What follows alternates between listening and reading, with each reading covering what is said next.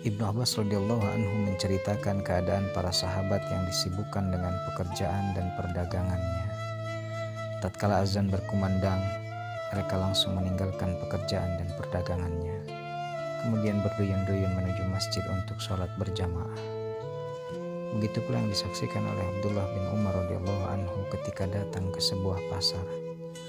Saat waktu sholat tiba, para pedagang serentak menutup toko-toko mereka dan bersama-sama berjalan menuju masjid untuk sholat berjamaah. Abdullah bin Umar berkata, mereka inilah yang diberitakan oleh Allah Subhanahu wa Ta'ala dalam firman-Nya di surat An-Nur ayat 37.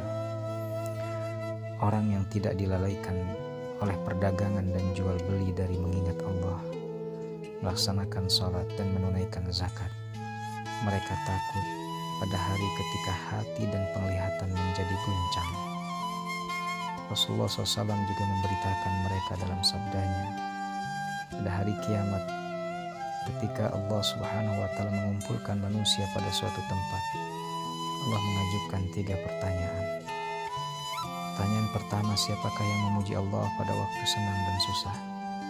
Maka sekelompok manusia akan bangun lalu masuk ke dalam surga tanpa hisab. Pertanyaan kedua, siapakah yang meninggalkan tempat tidurnya dan menghabiskan malamnya untuk mengingat Allah dengan perasaan takut dan penuh harap? Lalu sekumpulan manusia akan berdiri dan masuk ke dalam surga tanpa hisab. Dan pertanyaan yang ketiga, siapakah yang perdagangannya tidak menghalanginya dari mengingat Allah?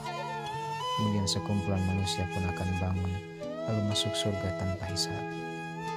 Setelah ketiga kumpulan manusia itu masuk surga, barulah dimulai penghisaban atas manusia yang lainnya.